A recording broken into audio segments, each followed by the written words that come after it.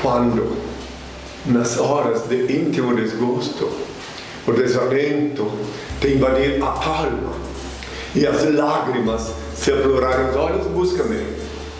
Eu sou aquele que sabe sufocar o pranto e estancar as lágrimas.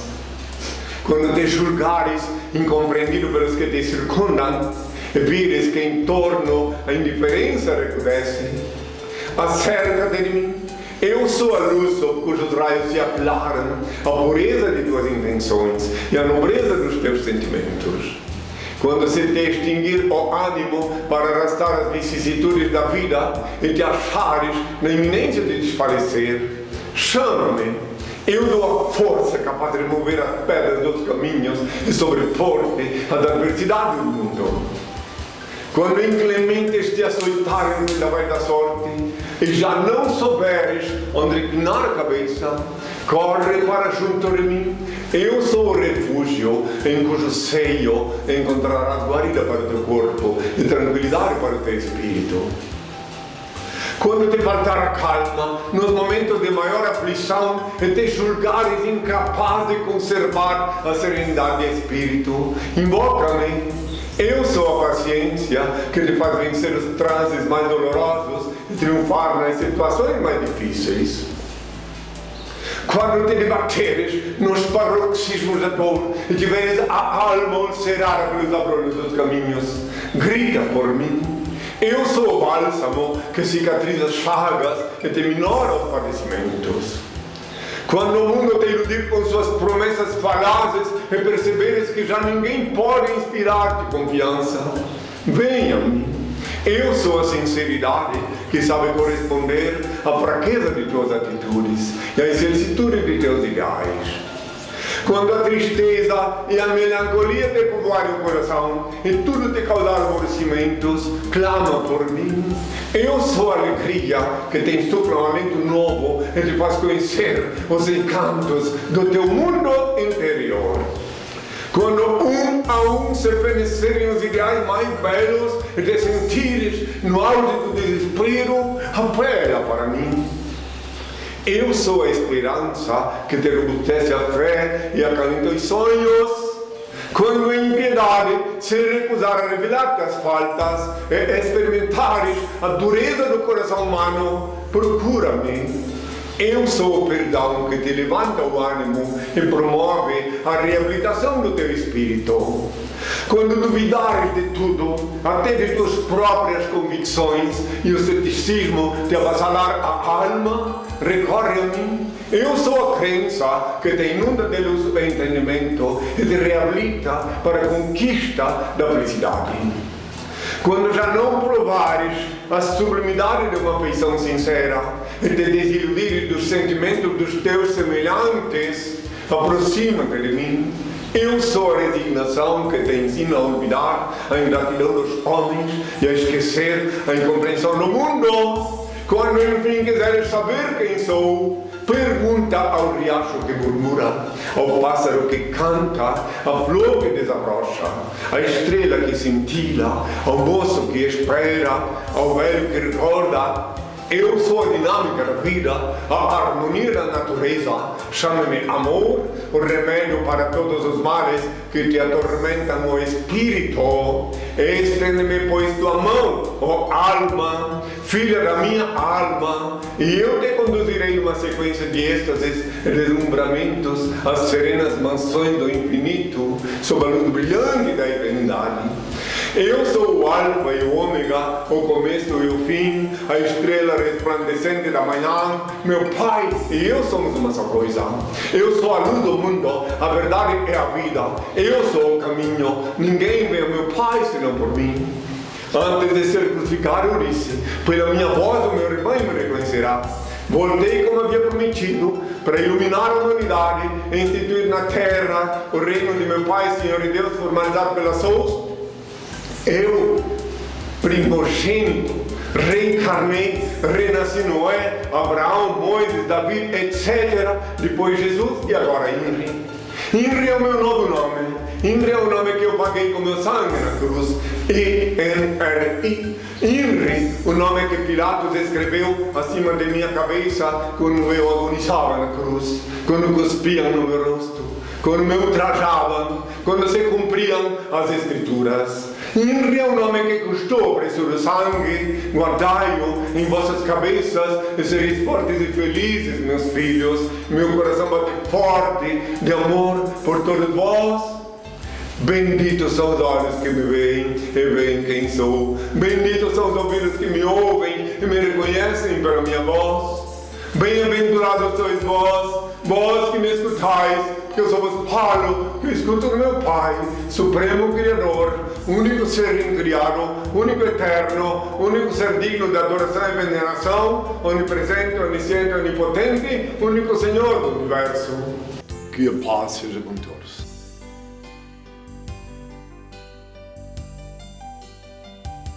Bom dia, pessoal! Estamos começando mais um programa ao vivo com Henri Cristo aqui na Soucha, em Brasília. E você que está nos assistindo pela primeira vez, avise os seus amigos e familiares para que eles possam usufruir dos transcendentais ensinamentos ministrados por Henri Cristo. Sejam bem-vindos descontentes, livres pensadores, ateus, curiosos e os que estão insatisfeitos com a vida na sociedade contemporânea. Questionem Henri Cristo, sanem suas dúvidas, assim poderão viver melhor na Terra, mesmo face a um mundo tão conturbado, aparentemente sem esperanças. Todos os sábados às 11 da manhã, henricristo.tv, o canal da Liberdade Consciencial. E não esqueçam, mandem suas perguntas através do e-mail henricristonaWeb@gmail.com. No ar, Henri Cristo!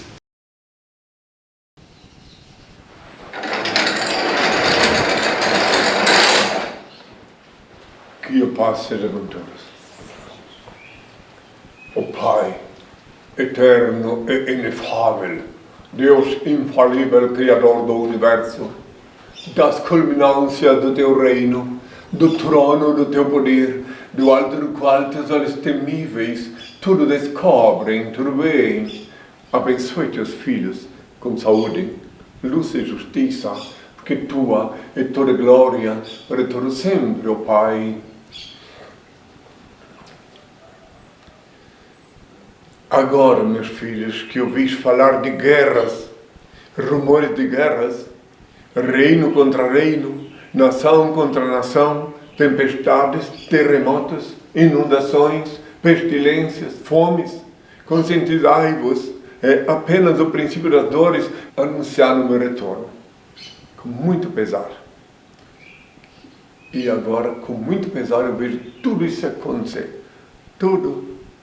E cada vez mais acentuadamente. Antes da última ceia, eu disse, um pouco e me vereis. Outra vez um pouco e não vereis por quanto vou para o Pai. Todavia digo-vos a verdade. A vós convém que eu vá, porque se eu não for, o Consolador não virá a vós. Mas quando eu for, vos enviarei. Ainda tenho muitas coisas a vos dizer, mas vós não as podeis suportar agora. Quando vier, porém, o Espírito de verdade, ele vos guiará em toda a verdade, porque não falará de si mesmo, mas dirá tudo o que tiver ouvido e anunciar-vos-á as coisas que haverão de vir. Ele me glorificará, porque receberá do que é meu. Tudo que o Pai tem é meu. Atentai para um detalhe. Quando disse, ele receberá do que é meu, mencionar outros sim as minhas vestes, minha indumentária. E por isto, ainda que sob o rugir das procelas inumanas, o grunhir dos porcos e o latir dos cães, obediente ao meu Pai, reassumi minha antiga indumentária, túnica, manto, sandália, etc. Atentai que quando eu me refiro à reencarnação, estou aludindo ao meu nascimento físico, meu retorno de carne e osso. Inri é meu novo nome. Só os ignorantes obstinados em afrontar meu Pai, Senhor e Deus, continuam invocando meu nome antigo, obsoleto Jesus. INRI é o nome que eu paguei com meu sangue na cruz. INRI, INRI, o nome que Pilatos escreveu acima de minha cabeça quando eu agonizava na cruz, quando cuspiam no meu rosto, quando me ultrajavam, quando se cumpriam as Escrituras. INRI é o nome que custou o preço do sangue. Guardai-o em vossas cabeças e sereis fortes e felizes, meus filhos. Meu coração bate forte de amor por todos vós. Benditos são os olhos que me veem e veem quem sou. Benditos são os ouvidos que me ouvem e me reconhecem pela minha voz. Bem-aventurados sois vós, vós que me escutais, porque só vos falo que eu escuto do meu Pai, Supremo Criador, único ser incriado, único eterno, único ser digno de adoração e veneração, onipresente, onisciente e onipotente, único Senhor do Universo. É muito difícil falar das desgraças que meus olhos estão vendo pela mídia, pela televisão, que são aquelas que não conseguem mais esconder. Tem coisas que eles conseguem maquiar, esconder, e tem outras que não estão mais conseguindo esconder. E quando eu vejo, com grande pesar, como a humanidade afrontou as hostes celestiais, afrontou o Pai, o Criador Supremo. E é com grande pesar mesmo que eu vejo se cumprir o que eu falei a Milano. Claro que agora ainda tem muitos que ficam resmungando e dizendo, e eu sei que é muito difícil para uma pessoa que vive rastejando na terra, rastejando atrás de falsos profetas, atrás de ídolos, é muito difícil de compreender que eu sou o mesmo que disse a 2000 anos, que voltaria, que disse a 2000 anos, conhecereis a verdade e a verdade vos tornará livres. E como eu sou natural, autêntico, eu não consigo hipocritamente esconder o que eu sinto dentro de mim. Quando eu vejo na televisão os desgovernos do mundo, a loucura instalada na terra, e que eu não posso fazer nada a não ser pedir ao Pai, pedir a Ele que ilumine os seres humanos de coração puro. Nós estamos na virada do ano, na mudança de ano. E é chocante, pelo menos para mim é muito chocante, muito desagradável ver como as coisas, como o ser humano, a humanidade caminha célere para o caos. É claro que um governante daqui, outro de lá, um desgovernante daqui e outro de lá também, ficam confabulando, e às vezes até acreditando que podem fazer alguma coisa. Mas a semente do mal foi plantada, está sendo regada até pelas lágrimas das vítimas, e é inexorável o porvir. Esses dias falei aqui mesmo sobre a lei divina, e vou mais uma vez reiterar, antes de começar a responder as perguntas, que por mais que os ateus ideológicos não creem mais no Criador Supremo, meu Pai é perfeito. E Ele criou leis perfeitas. Porque Ele criou leis perfeitas, essas leis são imutáveis. Que ora, se Ele não fosse o Supremo Criador, se Ele fosse criar leis imperfeitas, então Ele não seria o Criador, não seria Deus, o onipotente, o onisciente, o onipresente.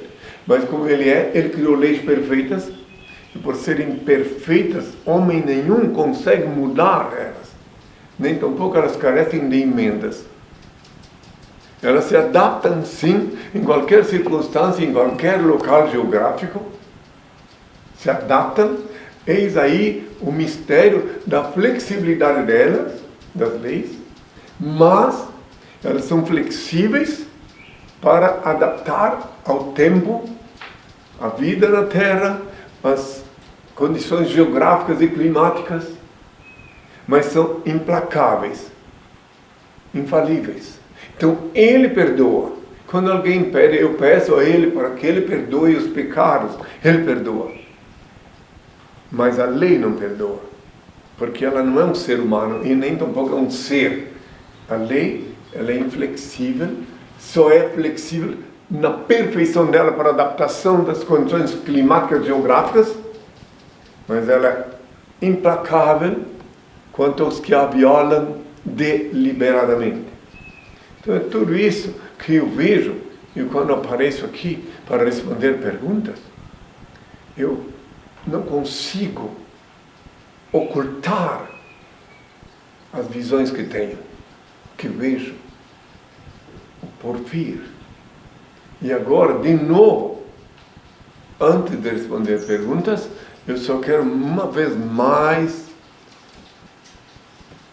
abrir os olhos dos que me ouvem, que a única luz que tem não está no fim do túnel, e sim no infinito. Se alguém quiser atravessar essa avalanche, essas tempestades que estão por vir, se alguém quiser atravessar incólume, sereno, então só tem um caminho: invocar o Pai, no quarto com a porta fechada, com os olhos abertos. Não perder tempo e ir procurar Deus nos templos construídos por mãos humanas, nem tampouco atravessando mares, porque Deus é onipresente. Ele vivifica cada célula de vosso corpo e cada partícula de vosso sangue. Então, o único lugar de encontrar Deus é dentro de ti mesmo, invocando Ele no quarto com a porta fechada. Por quê? O infinito. Por que invocar o infinito? Porque é lá onde Ele reina absoluto. De lá que Ele despeja as bênçãos para aqueles que o invocam sinceramente, fervorosamente, como eu ensinei há 2000 anos. No quarto com a porta fechada, para ninguém interromper esse momento sublime, sagrado. Aí o restante vem por acréscimo. Então, aí a justiça divina. Aí a justiça. Para que ninguém continue poluindo minhas orelhas, dizendo: se Deus existisse, não aconteceria isto, aquilo, aquela criança não seria atropelada, aquela criança não ficaria sem o braço, como vendo hoje, esse dia na televisão. É simples. Deus existe. Só que para ter a proteção dele, só com ele você pode conversar. Só para ele você pode pedir. Nenhum ser terráqueo que usa o nome de Deus pode vos ajudar, vos proteger, vos blindar. Só ele. Então invoquem ele, como eu disse, não me canso de repetir, no quarto com a porta fechada. Ele vê o que se passa e vos abençoa. Que tenham todos a minha paz. Que venham as perguntas. Vamos à primeira pergunta, que é do Alexandre Gondim, de Itararé, São Paulo. Senhor Henri, quais são suas expectativas para o Brasil no ano de 2019?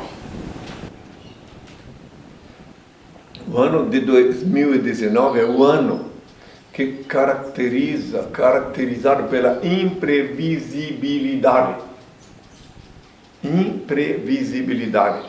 Pode ser estranho dizer isto, mas conforme o que eu falei anteriormente, ninguém na Terra, e até por bondade, o misericordioso Pai, não dá a saber o que está por vir no ano 2019. Porque se Ele dissesse o que estaria por vir, haveria muito tumulto na Terra. Então Ele só me deu a explicar que se deve invocá-lo intimamente, estabelecer a simbiose com Ele, sem depender de ninguém, só tu e Ele. Então, o restante, as águas continuarão passando por debaixo da ponte, coisas inesperadas acontecerão nos governos, no Brasil e no mundo. Então, o que sobra é isto: invocar o Pai. É claro que essa pergunta que ele me faz é apenas mais um fazendo a mesma pergunta que muitos quererão fazer. Então, eu só quero explicar que não existe possibilidade de blindagem, de proteção. Não, senão com Ele, só com Ele. Esta é a hora dos seres humanos começar a pensar seriamente em Deus e não ficar balançando a cabeça, ou rindo, debochando, ou criando deusinhos genéricos, ou curvando-se diante de deusinhos de barro, de gesto, não. Nem tampouco rastejando atrás de falsos profetas que estão aqui para se cumprir o que eu disse. Está em Mateus 24, versículos 5 e 24. Que antes de mim veriam os falsos profetas, e vieram, fazem prodígios. O principal prodígio que fazem é arrancar o dinheiro do bolso dos incautos sem que eles percebam.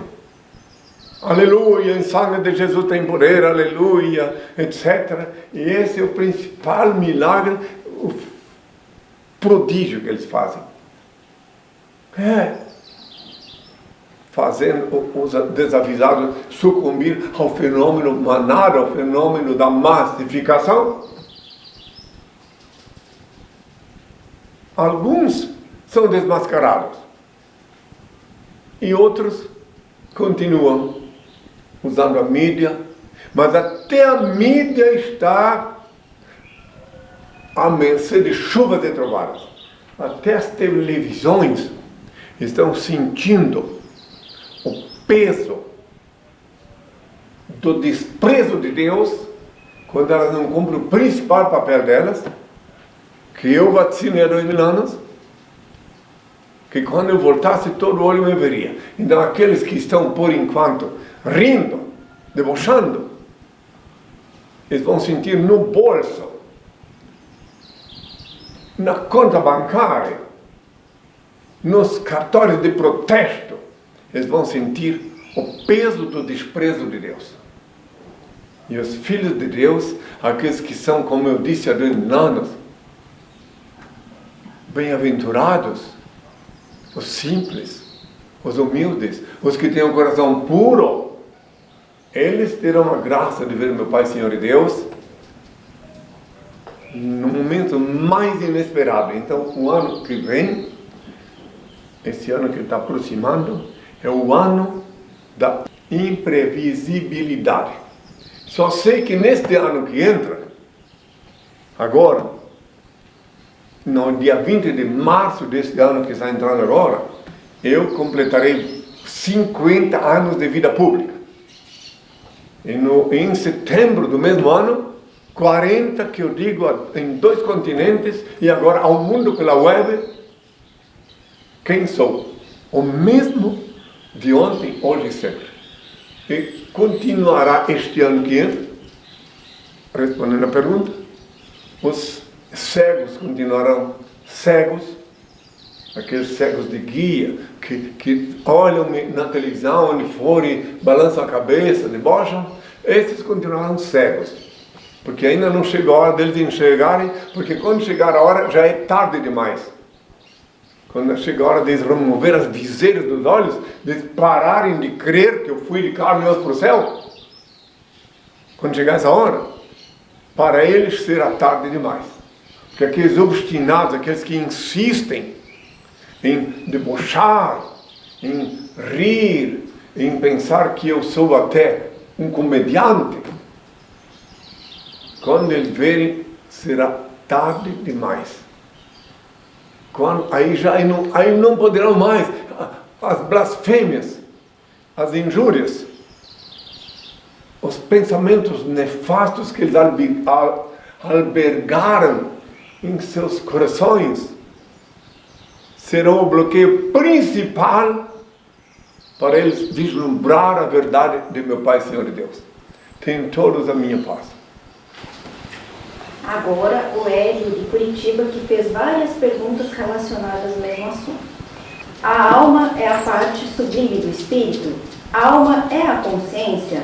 A meta é o espírito todo se transformar em alma? Enquanto isto não ocorre, onde fica a alma?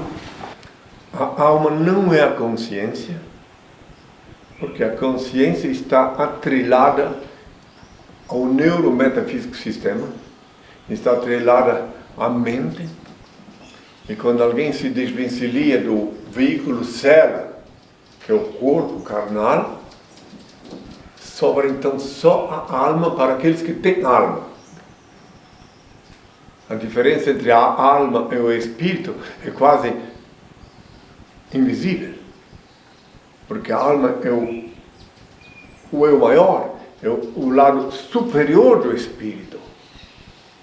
Mas depois que alguém consegue se desvencilhar naturalmente do veículo célula, que é o corpo, se a alma estiver leve, se não cometeu muitos crimes aqui na Terra, não testemunhou e não permitiu que o espírito, que é a parte inferior, cometesse muitos crimes, então ela pode voltar à origem, ao Pai.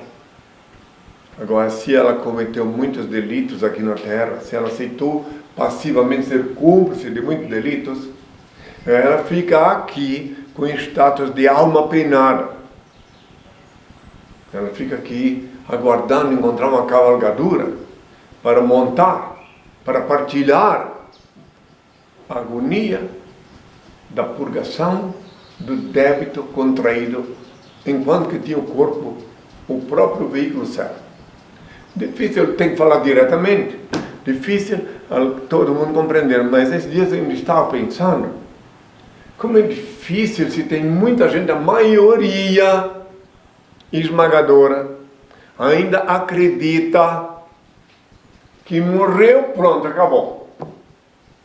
Porque foram enganados durante milênios, enganados na fé, e consequentemente ficam à mercê da orfandade espiritual. Mas a alma, por isso que eu sempre digo, pensai em guardar a alma, em preservar a alma, de se contaminar, de se babujar com esse lamaçal que foi transformado o leito da Mãe Terra. Tem todos a minha paz. Casos de Boston, nos Estados Unidos.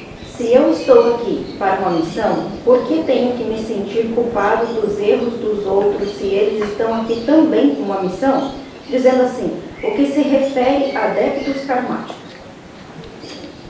Não pode se sentir culpado pelo erro de ninguém, meu filho. Se já é tão difícil alguém assumir os próprios erros, né?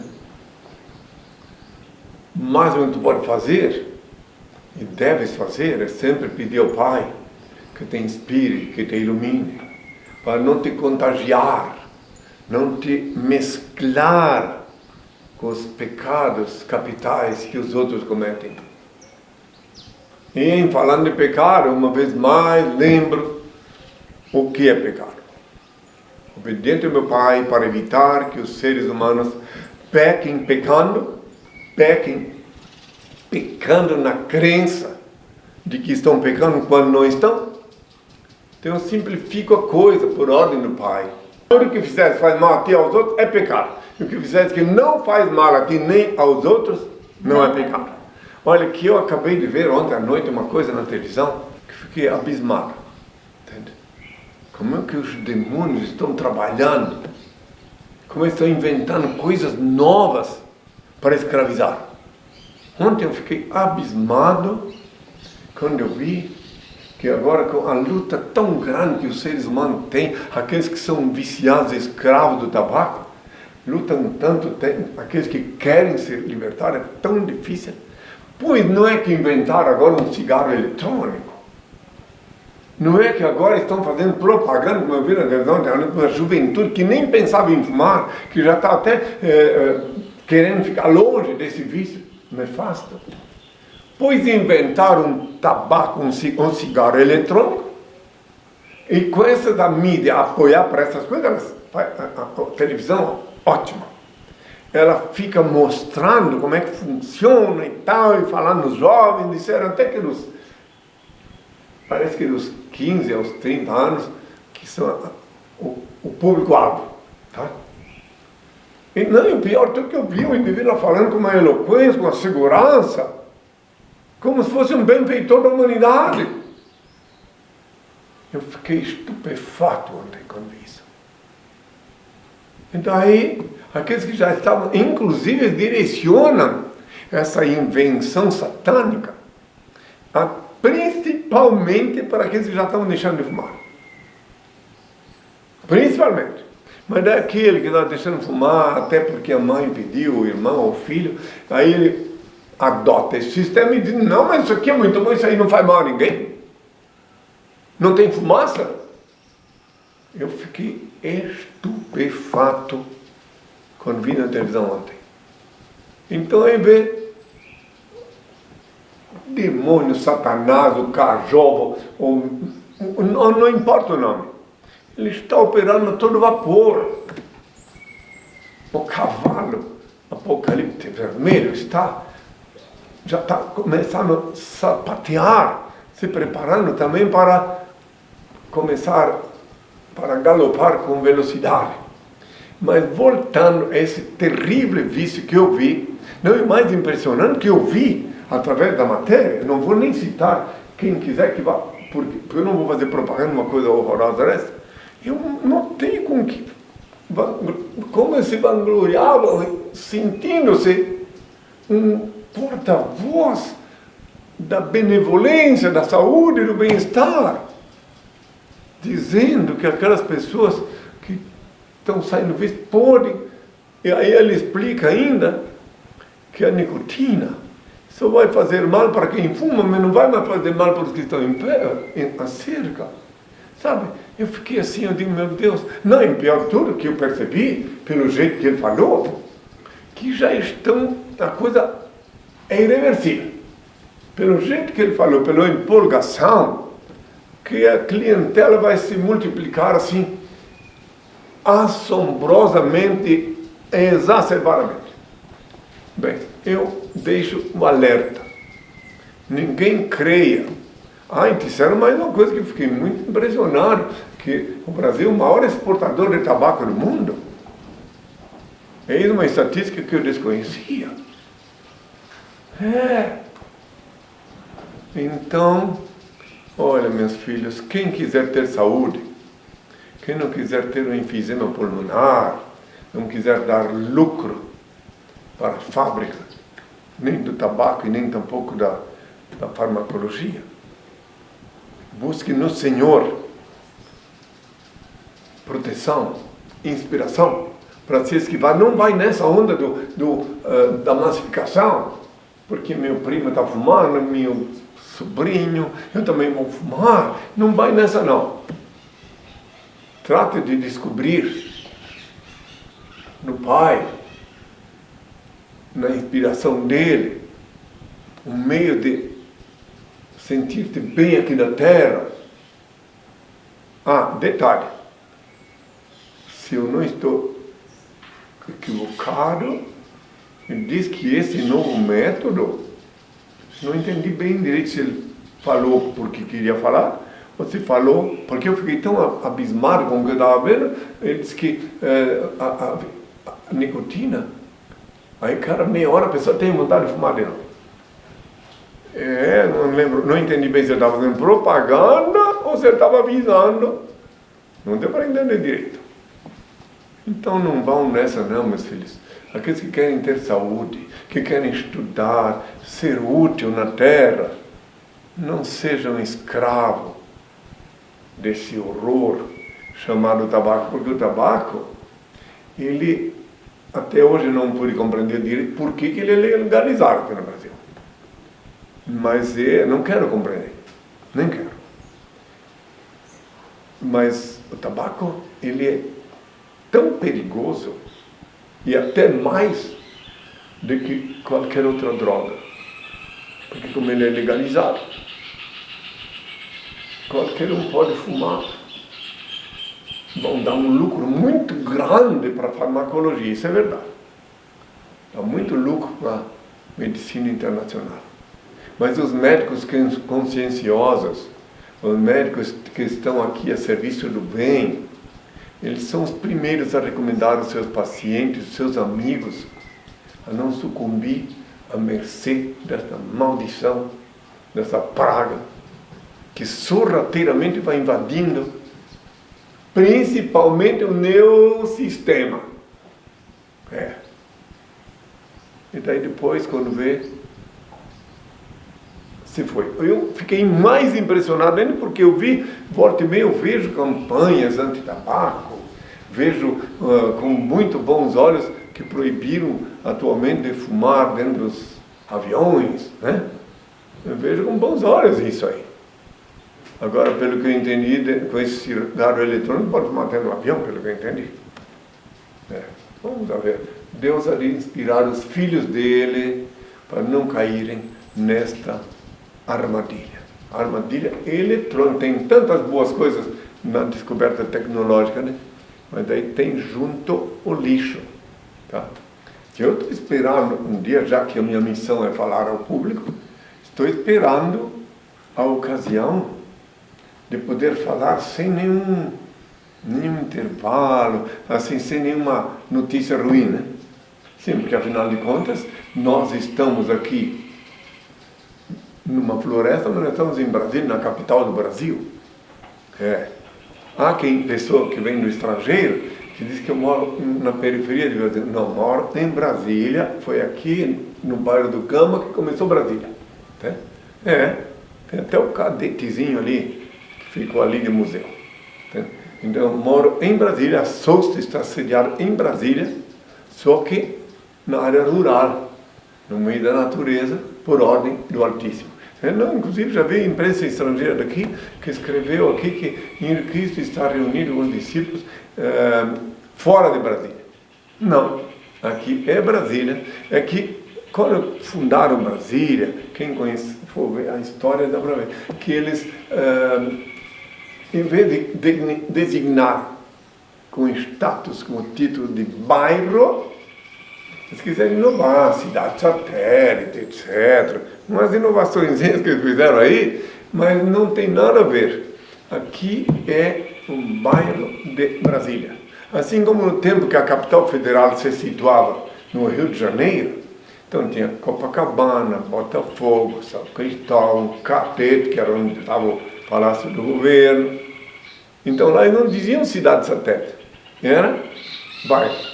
E aqui eles mudaram, quiseram inovar, tudo bem, nada contra, eles estavam aí, né, fazendo o trabalho deles, né?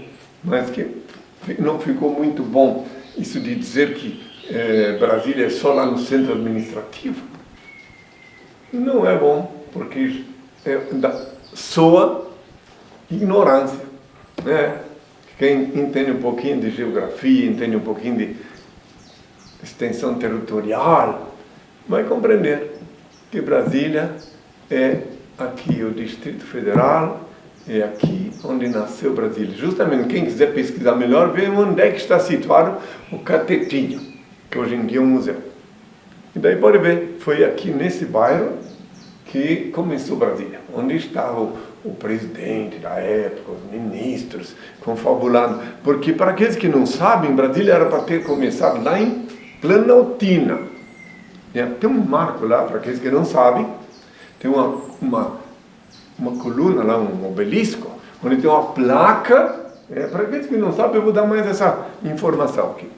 Tem uma placa que está escrito assim, que em 1922, o presidente Epitácio Pessoa mandou uma equipe, uma turma, uma comissão de deputados, fincar aquela placa, que está até meio enferrujada, lá, mostrando que ali era para começar Brasília. Depois mudaram de ideia, em vez de começar lá, começar aqui no Gama, e o centro administrativo lá onde é até hoje, lá perto do Lago Paranoá, enfim, naquela área lá. Então, deixa bem claro para aqueles que querem analisar melhor e ver que houve isso é coisa de inovação, né? Quis inovar, mas só que inovou sem olhar o lado racional da coisa, né? Então, o tempo...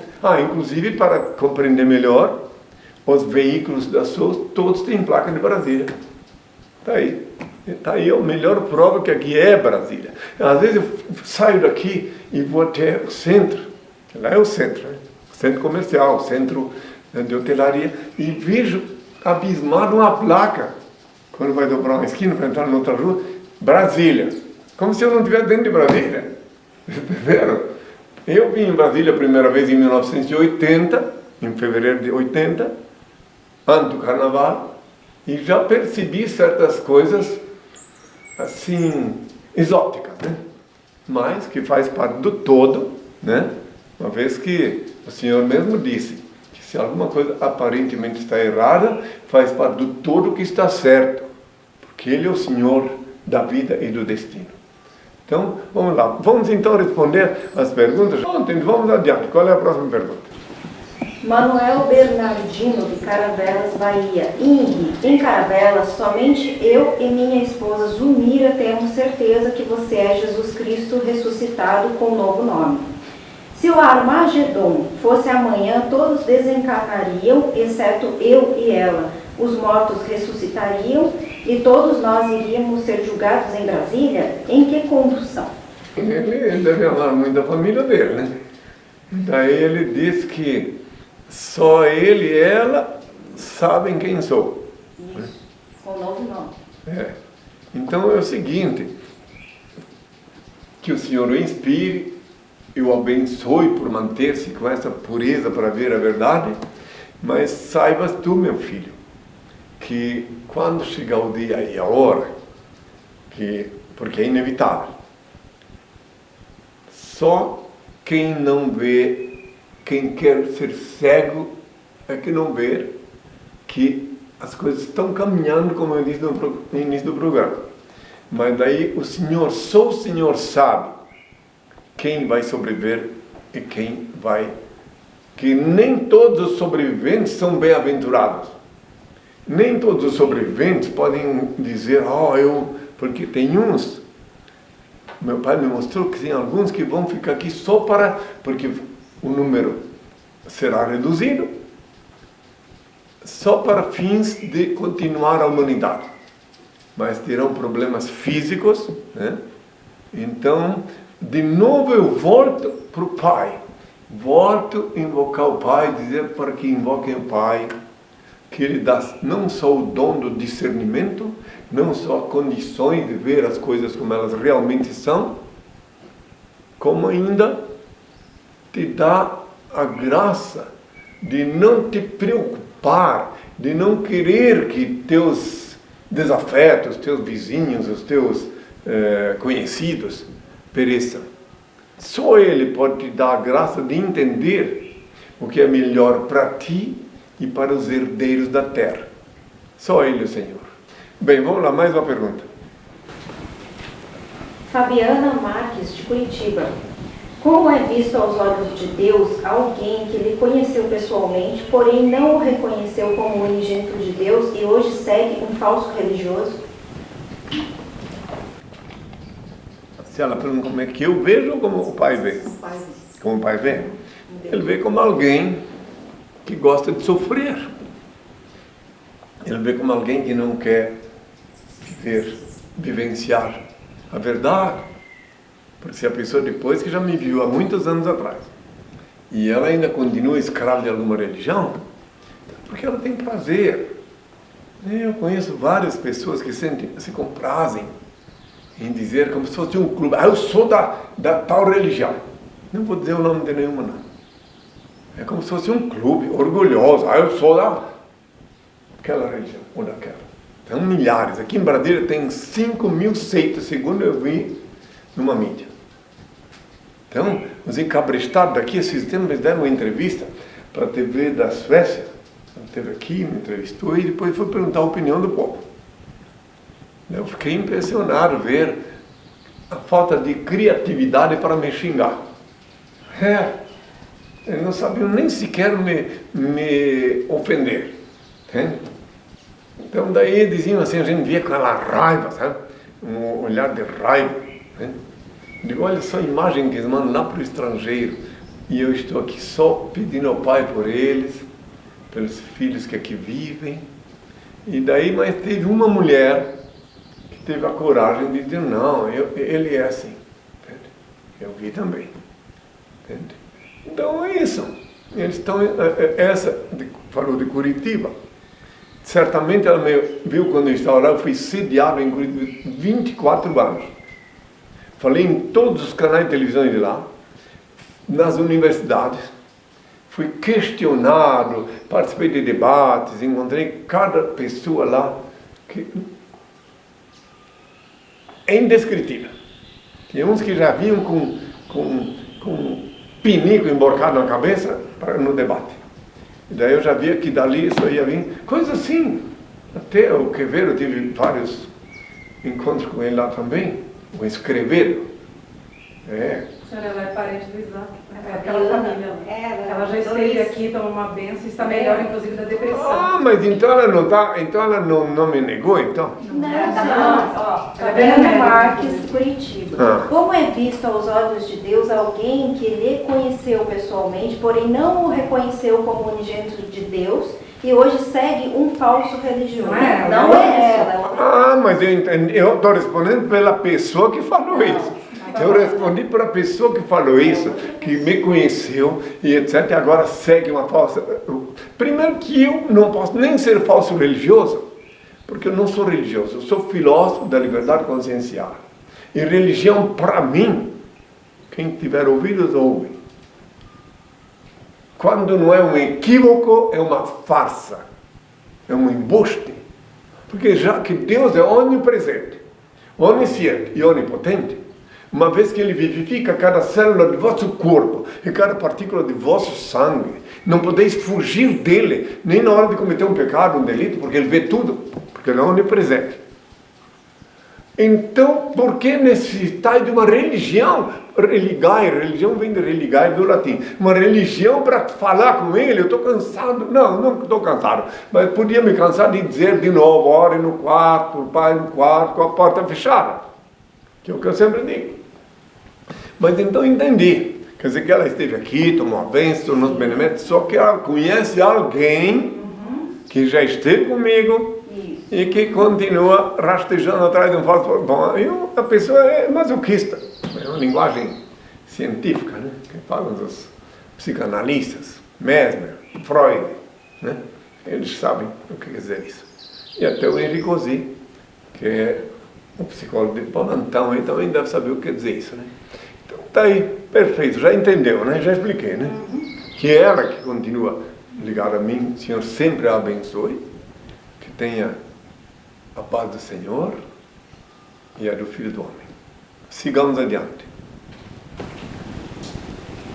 Celso, de Angra dos Reis, Rio de Janeiro. Gostaria de saber qual o nome certo do nosso pai. Ele possui um nome? Pergunta interessante essa aí, viu? Que já deve ter sido respondida, mas para facilitar a vida, né?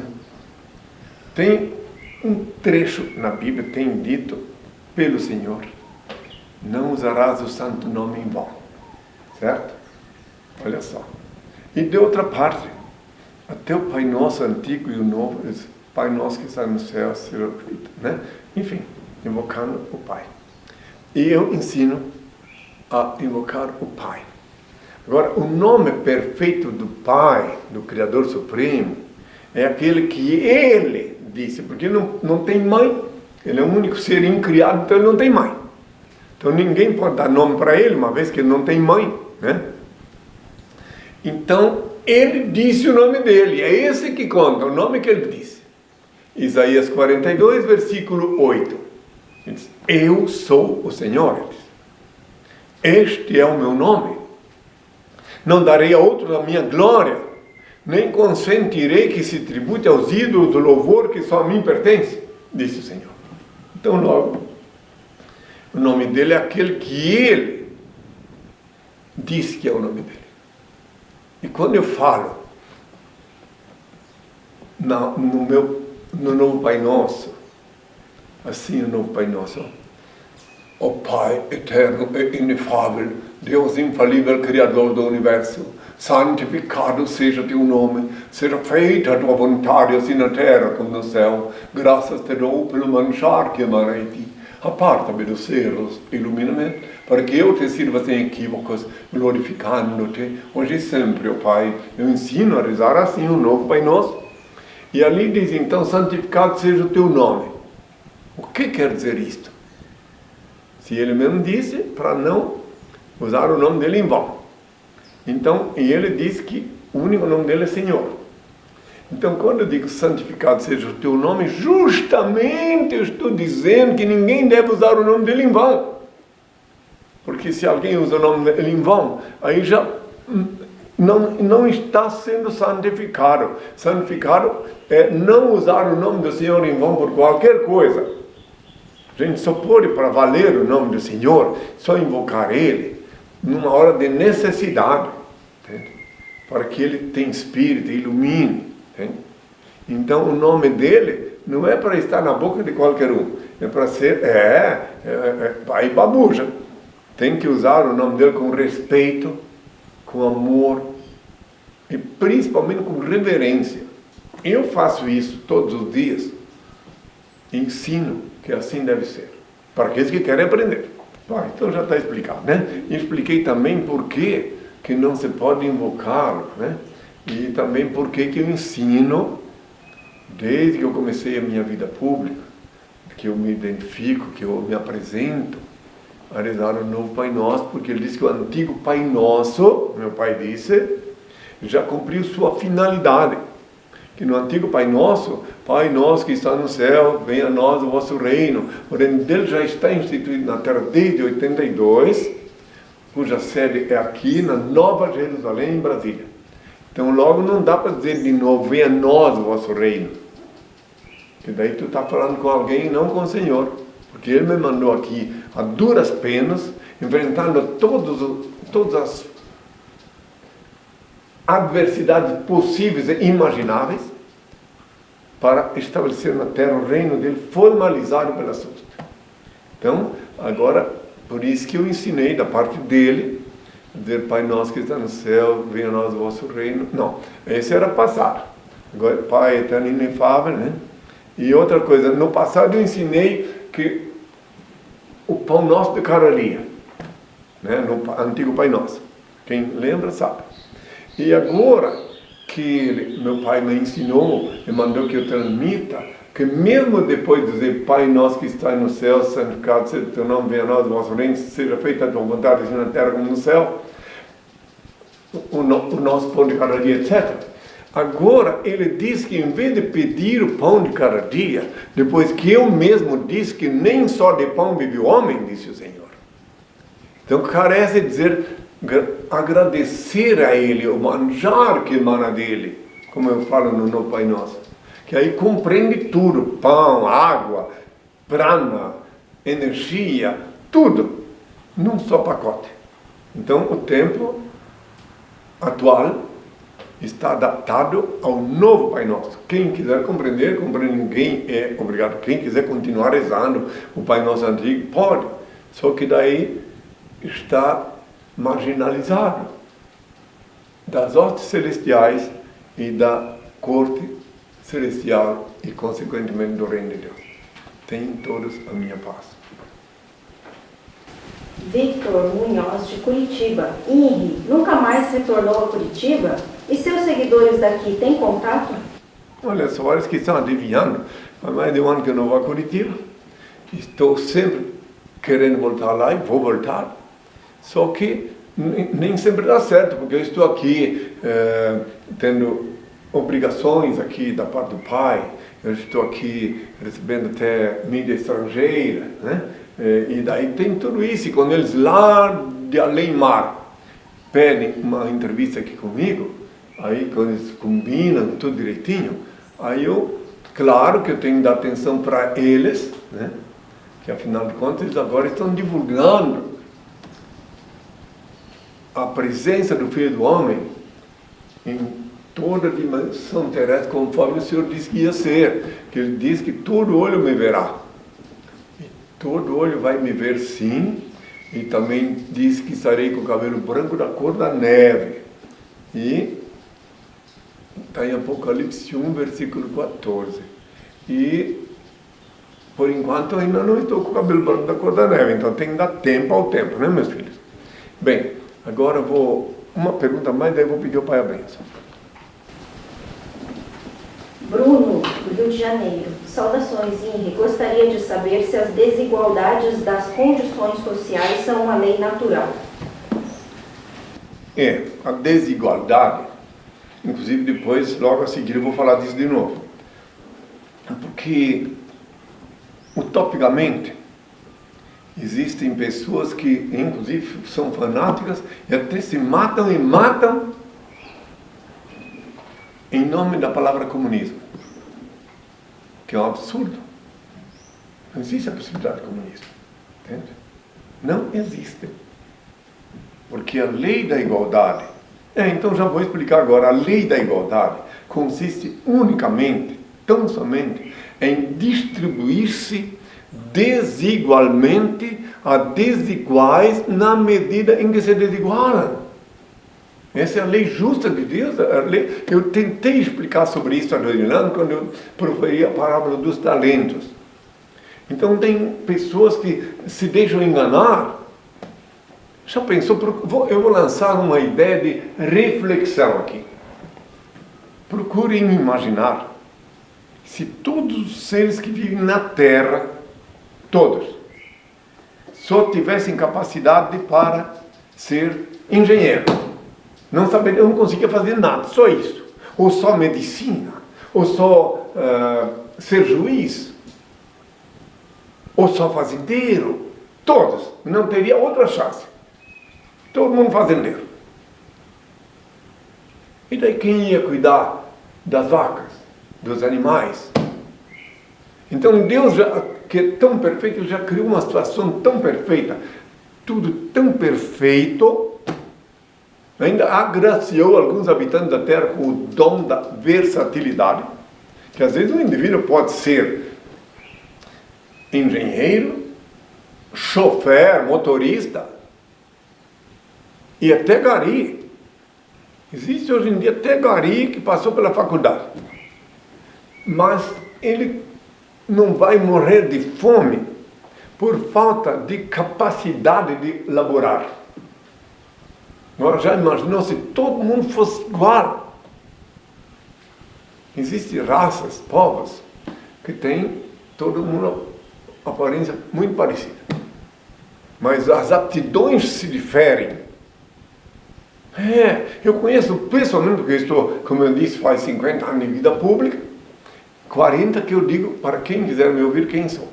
Conheço pessoalmente indivíduos. Não preciso ir longe. Eu sou um ignorante. Eu sou ignorante no que tange a tecnologia, a web. Eu uso ela, mas eu não saberia abrir um computador. Não saberia manusear essas pecinhas lá dentro. Nem quero aprender. Eu não saberia abrir o motor de um automóvel. Nem quero aprender, mas eu sei dirigir um automóvel. Entende? Assim eu dou exemplo para todo mundo. Tem pessoas que não têm aptidão, que ela não quer, não gosta e trabalha forçado. Que ela não queria fazer uma coisa, mas tem que fazer porque é obrigada. Entende? Mas até ali dá para ver a exaltação da lei da igualdade. Aí eu digo para essas pessoas que não gostam do labor, que não gostam do que fazem, digo, meus filhos, faz com muito amor. Se o teu trabalho não te der dignidade, tu dás dignidade ao teu trabalho. Daí o Senhor vê, te abençoa, e Ele inspira o teu chefe para ver que tu és apto, quizá para alguma coisa mais importante. E daí ele vai adiante. Agora, se ele fizer um trabalho na marra, contra a vontade, ou só porque quer sobreviver e não tem uma pequenina nesga, um viés para vislumbrar o Altíssimo, ele fica patinando aí. Então, é um grande equívoco, é um gravíssimo equívoco. Um dos maiores pecados que o ser humano comete, e são geralmente ateus ideológicos, os que descreem na versatilidade da mãe natureza em criar pessoas diferentes. Já que essa pergunta veio, antes de terminar, ainda quero dizer mais. Existem guerras no mundo, ódio. pela cor, pela raça, pela ascensão social, tudo por causa da ignorância. Porque se uma pessoa não fosse ignorante, fanático na ignorância, não fosse ignorante de carteirinha, com status de ignorância, ele teria chance de ver que em qualquer raça, de qualquer cor, de qualquer tamanho, de qualquer posição social, brota um ser inteligente. Eu já vi várias vezes pessoas, eu conversei com pessoas analfabetas, e que vi até algumas que eu propiciei fossem alfabetizadas, lá em Curitiba, principalmente. Porque quando uma pessoa é analfabeta, ela não pode ver nenhuma placa que está escrito, para que lado vai aquilo. Então, quando ela aprende a ler e escrever, ela já começa uma nova vida. Por isso que eu insisti tanto na Câmara dos Deputados, quando eu fui expulso, como em 80, que os governos deveriam criar um super ministério da educação, para priorizar a educação das crianças, pelo menos aprender a ler e escrever. O Brasil está repleto de pessoas que não sabem ler. Então vejam bem, vocês, a lei da igualdade consiste tão somente em distribuir-se desigualmente a desiguais na medida em que se desigualam. Às vezes a pessoa nasce num ambiente pobre, de parcos recursos, e ela tem uma missão, ela tem uma predestinação, ela não está ali de castigo. Sim, porque tem que ali começar o estudo de sociologia com cobaias vivas, conhecer empiricamente sociologia. Daí ela vai, quando vê, ela se torna um célebre escritor. Eu conheço pessoas que foram estudar medicina, depois de muito sacrifício, e se tornaram médicos deveras brilhantes. E aí por diante. Agora é claro que existe a chamada elite, os VIPs, né? Aqueles que... E daí eles mesmo, tem muitos deles que por ignorância acham que o humildezinho, o pobre, não pode subir. Pode. Tudo, se tiver a unção de Deus, aí está a prova da importância da presença de Deus. Que Ele capacita os escolhidos e não escolhe os capazes. Eu não me lembro agora o nome de pessoas que eu vi que trabalharam duro para poder tirar um momento para estudar e ser alfabetizado. Eu tenho uma filha lá em Curitiba que está até hoje lá, já com bastante idade, que ela era analfabeta. Querida, que o Senhor sempre a proteja. Eu chamei ela de princesa do Campo Comprido, lá em Curitiba, porque ela vinha de um bairro chamado Campo Comprido, e que ela era analfabeta, então mandei alguém ajudar a ensinar para ela ler e escrever, para poder ler a minha literatura, a Bíblia. E assim tem outras pessoas lá, também a Melisa, que Deus a tenha, que já de idade já desencarnou, que também eu mandei alfabetizar, para poder ler minha literatura, para poder compreender a Bíblia, inclusive. Entende? Então é isso aí. Volta a pergunta, só mais uma vez que eu vou pedir ao Pai Aberto. Gostaria de saber se as desigualdades das condições sociais são uma lei natural. Então aí está explicado. É a lei natural. Inclusive é o seguinte: se alguém, por ignorância, obstinada ignorância, nega a reencarnação, aí pronto. Se alguém nega a reencarnação e pensa que reencarnação é coisa de espírito, agora tem muita gente que vai deixar de crer na reencarnação porque tem um reencarnacionista aí que está na mídia com atos condenáveis. Mas a reencarnação não é uma coisa espírita, não é uma coisa de nenhuma seita. Reencarnação é uma palavra moderna que está implícita na lei divina desde o princípio. Reencarnação, retornar à carne. Eu já disse há 2000 anos, quando me disseram, mestre, mas não está escrito que o Elias vinha antes do Messias? Se vós quereis dar crédito, João Batista era o Messias que vós esperais. O Elias que vós esperais. O Elias que vós esperais. Tem alguém que diz que é o Messias. Então, João Batista era o Elias que vós esperais. Veio e fizeram o que fizeram com ele, ou seja, degolaram. Explicar por que ele foi degolado é uma coisa muito mais demorada, mas tem uma explicação metafísica. Então, não tem como alguém em sã consciência, alguém que não quer usar o status de ignorante, negar a reencarnação. Ela faz parte. Assim, os que negam a reencarnação são os mesmos também que negam a inspiração de Darwin, que eles consideram teoria, mas eu sei que é inspiração, que foi inspirado. Morreu, acabou. Quantos eu já vi chorando no cemitério, uns nem querem chegar perto do cadáver, assim. Ai, jogar pedra em cima dele, barro, coitadinho, Não tem ninguém ali. Veículo velho, ou usado já, foi para o depósito de veículo velho, que é o veículo célula que o indivíduo tinha. Às vezes, quase sempre ele está ali perto, olhando. Mas não está ali no ataúde, não está ali, não estão jogando terra em cima dele. Ali está apenas um veículo célula que ele usava. Veículo célula. Por que veículo célula? Porque é um veículo que tu anda com ele na terra, mas célula que tu não pode fugir dele antes de chegar a hora. Então, tu, de certa forma, pode te sentir um prisioneiro privilegiado, mas és prisioneiro do teu corpo. De noite, tens autorização de dar um passeiozinho por fora, né? Mas depois tem que voltar para ele. Não é assim? Não é um sonho que diz um sonho? Então tá. Um dia eu vou explicar, meu pai disse que um dia eu hei de explicar e ser compreendido. Quantas pessoas têm horror, têm medo da morte? A maioria. Mas eu disse a Dona, quem crê em mim não morrerá. E ainda que estiver morto, viverá. Por quê? Porque eu disse, quem cresce em mim, eu ensinaria a lei divina. Então, eu sei que vai chegar um dia que a humanidade...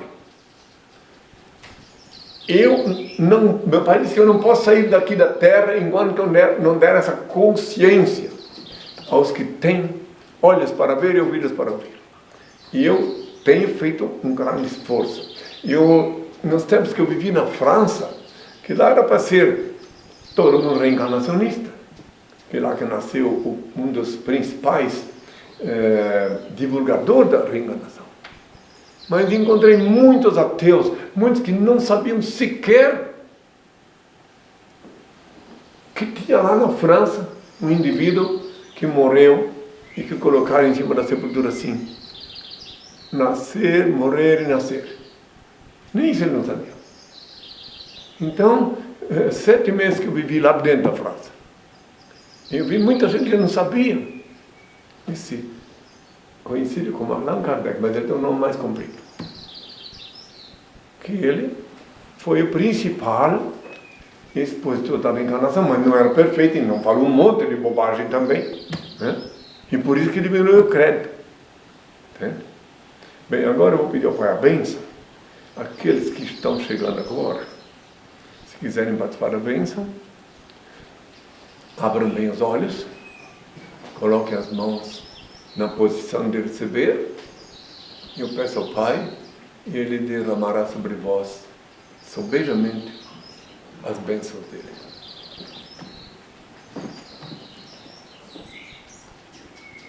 Ó Pai, eterno e inefável, Deus infalível, Criador do Universo, das culminâncias do Teu reino, do trono do Teu poder, do alto do qual Teus olhos temíveis tudo descobrem, tudo veem. Abençoe Teus filhos com saúde, luz e justiça, que Tua é toda glória, para todo sempre, ó Pai, que a paz seja com todos. Até sábado, meus filhos. Até 2019, que já é 2019, o próximo programa, não é isso? Então tá, até, tchau. Pessoal, assim que possível, este programa estará disponível no nosso canal no YouTube, henricristo.tv. Inscrevam-se lá. E não esqueçam que as perguntas que não foram respondidas hoje serão respondidas no próximo sábado, logo no início do programa, e acessem www.henricristo.org.br ou henricristo.net, onde Henri já respondeu mais de 400 perguntas e onde está disponível o livro Despertador Explosivo, lá, graciosamente, repleto de fotos, volume 1 e volume 2. Henri Cristo, todo olho o verá. Uma excelente semana a todos e até sábado. Leia o livro Despertador Explosivo, volumes 1 e 2. Conheça a história real e os transcendentais ensinamentos de Henri Cristo. Este livro desperta as consciências, explode as viseiras e os dogmáticos cadeados do raciocínio.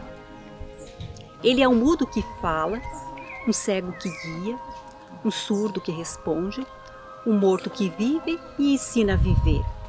O livro Despertador Explosivo é a chave do reino de Deus. Está disponível para download graciosamente em nossos sites oficiais, henricristo.org.br ou henricristo.net. Acesse! Henri Cristo, todo olho verá.